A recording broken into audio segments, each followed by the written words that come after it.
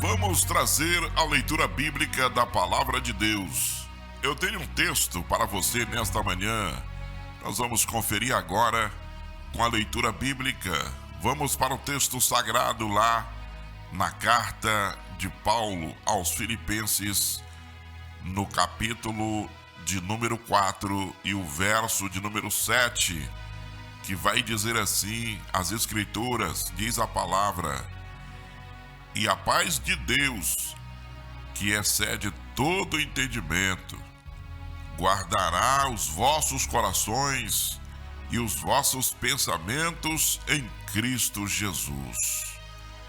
Com esta leitura da Bíblia, nós queremos falar sobre o tema a saúde mental segundo as Escrituras. A Bíblia relata sobre a saúde mental para o cristão, sim, óbvio, claro, com muita nitidez e com muita claridade. Você não pensaria conscientemente em permitir que um ladrão entrasse em sua casa, não é verdade? Ou você deixaria, ou você faria isso acontecer. Considere os seguintes inimigos da mente. Nós muitas vezes permitimos que esses ladrões roubem a nossa saúde mental.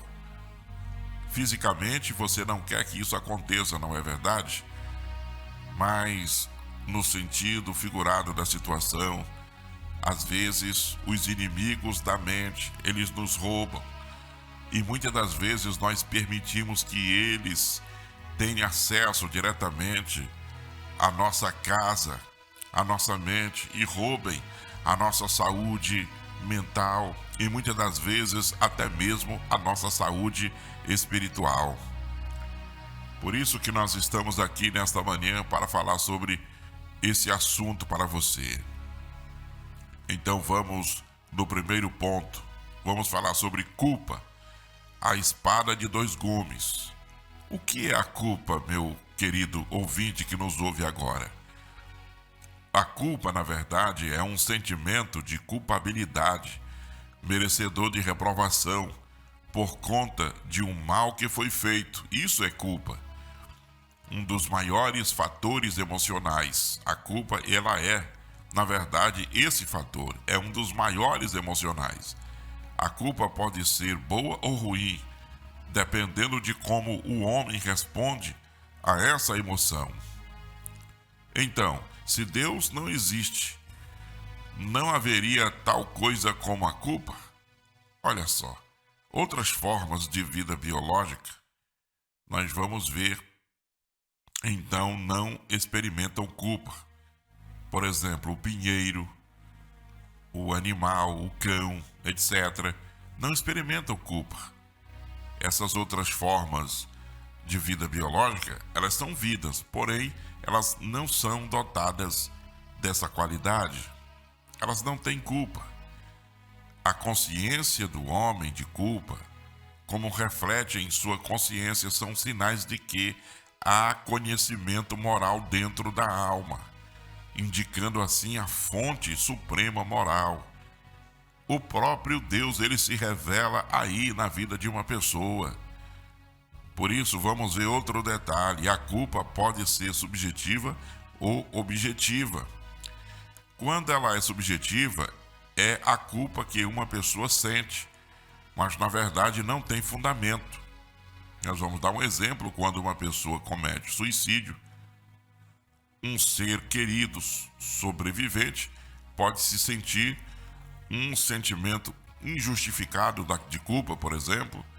Uma pessoa pode atropelar acidentalmente uma criança com seu automóvel e se sentir culpado, mesmo que o acidente pode ter sido inevitável. A pessoa vai se sentir culpado. Então, esse tipo de culpa a culpa pode ser objetiva ou subjetiva ou objetiva. Então, esse exemplo, ele é subjetivo. Agora, vamos dar um exemplo de objetiva, a real. A culpa é o resultado de violar a lei de Deus. Devemos sentir-se culpado como consciência de fazer errado. Considere a resposta de muitos dos que ouviram a pregação de Pedro no dia de Pentecostes, lá em Atos capítulo 2, verso 37. Também nós vamos ver a tristeza segundo Deus é uma emoção particularmente valiosa quando a pessoa aproveita-se da cura para esse tipo de culpa. Relação com Deus. Esta culpa não tem de ser devastadora. Nós vamos ver também que quando nós permitimos perdurar a nossa culpa, a culpa pode privar-nos de nosso sono à noite, por exemplo, arruinar as nossas horas de vigílias. A culpa pode perseguir-nos como um animal até que não sinta mais alegria de viver. Por quê? Porque a culpa objetiva está lá, arraigada, enraizada, não foi trabalhada, não foi tratada. Agora, infelizmente, em vez de lidar adequadamente com a sua culpa, o homem muitas vezes nega a sua responsabilidade. O homem nega a existência do pecado. Os homens chamam o pecado por nomes menos ofensivos. Por exemplo, nós vivemos com esses problemas, as pessoas se transviando na sua sexualidade, por exemplo, se tornando um estilo de vida, e muitas das vezes isso vai até para a lei. O pecado é muito grande, é uma afronta diante de Deus. Aqui na humanidade, você é taxado disso e aquilo, mas diante de Deus haverá um julgamento final a respeito dessas atrocidades que os homens na terra estão tentando manipular o estilo de Deus na vida de uma pessoa. Por isso os homens racionalizam seu pecado, se justificando ou alegando ser mero produto de um meio ambiente aqui na terra. Os homens ocultam a sua culpa ou legalizam o seu pecado, como eu disse, até mesmo através de leis. O assassinato de inocentes, por exemplo, o aborto torna-se o direito de escolher. Então é isso que nós estamos vendo sobre a questão de culpa. Será que essas pessoas que pensam dessa forma já não existe mais sentimentos, não tem mais culpa? Essas pessoas estão com as suas mentes neutralizadas, elas estão com as suas mentes já sem raciocínio algum, porque nós vamos ver agora em segundo lugar as muitas dores do materialismo. Paulo alerta a Timóteo em 1 Timóteo 6, verso de número 9 a 10. Ora, os que querem ficar ricos caem em tentação e cilada, e em muitas concupiscências insensatas e perniciosas, as quais afogam os homens na ruína e perdição. Porque o amor do dinheiro é a raiz de todos os males, e alguns nessa cobiça se desviaram da fé, e a si mesmos se atormentaram com muitas dores, porque o amor ao dinheiro é a raiz de todo mal. É assim que a Bíblia diz. Então vamos considerar o seguinte. Primeiro, as palavras de Paulo descrevem uma pessoa que está continuamente obcecado com a obtenção de coisas para o seu próprio uso.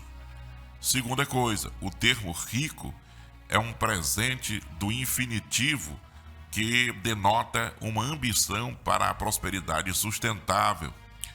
Terceira consideração, ruína é um verbo no tempo presente e indica o destino daqueles cujo objetivo na vida é a busca das coisas materiais. Consideração 4, aquelas pessoas que são obcecadas em ganhar dinheiro ou obter as coisas materiais serão finalmente capturadas em uma armadilha e destruídas. São essas considerações que nós fazemos agora em cima da leitura dessa passagem bíblica de 1 Timóteo capítulo 6, verso 9 e verso 10. Vamos ver outro detalhe. Uma paixão pelo dinheiro pode levar a uma infinidade de problemas. Na parábola do semeador, por exemplo, Jesus advertiu contra a sedução das riquezas. O que foi semeado entre os espinhos é o que ouve a palavra. Porém, os cuidados do mundo e a fascinação das riquezas sufocam a palavra e fica infrutífera. O dinheiro promete muitas, mas não podem entregar. Não há segurança nas coisas materiais. Alguém pensa que sim. Alguém pensa que ter as coisas ele está seguro. Considere a parábola do rico insensato. O homem tinha colocado mercadorias no celeiro para muitos anos. Mas Deus disse: louco, esta noite te pedirão a tua alma. E o que tens preparado? Para quem será? A língua original indica: esta noite eles exigem a sua alma. Esta noite Deus vai pedir a sua alma. Então, em terceiro lugar, preocupação, o ladrão da tranquilidade. A preocupação é o ladrão da tranquilidade. A preocupação, o estresse, é um assassino de mentes humanas. O Dr. Mike Millen discutiu as diferenças entre o estresse, trângulas do leão e do crocodilo. O leão, no seu habitat, na selva, é constantemente submetido a estresse. Consequentemente, sua vida é relativamente breve. As glândulas do crocodilo são pequenas e relativamente inativas. Ele não está sujeito ao estresse constante do leão e vive muito mais tempo. A autopsias em seres humanos tem demonstrado que as glândulas suprarrenais em pessoas que tenham sido expostas a grandes quantidades de estresse são maiores do que aqueles que não têm. Por isso, eu tenho outro detalhe: Jesus abordou o problema da preocupação no Sermão da Montanha. Jesus advertiu: não andeis, não estar constantemente preocupado, ansiosos pela vossa vida, pela vida física no caso, pelos bens materiais. Jesus alegou que há mais vida do que apenas o físico. Jesus salientou que se Deus cuida de suas criaturas menores, no caso os animais, ele certamente irá prover para o seu povo. Agora, as palavras de Jesus apontam para a inutilidade de se preocupar. Nenhum homem pode acrescentar anos à sua vida por se preocupar, trazer uma saúde física por se preocupar, resolver os seus problemas por se preocupar. Jamais. Jesus também observou que a preocupação é um paganismo, porque todas as coisas os gentios procuram. É isso que o Senhor Jesus fala. Os cristãos não devem se preocupar sobre questões físicas. Por isso, eu quero concluir para nós orarmos nesta manhã dizendo: você está deixando esses inimigos da sua mente roubar-lhes a sua saúde emocional? A culpa, o materialismo, a preocupação? Se for isso, por isso que nós estamos aqui neste momento, Deus nos deu para nós orarmos pela sua vida.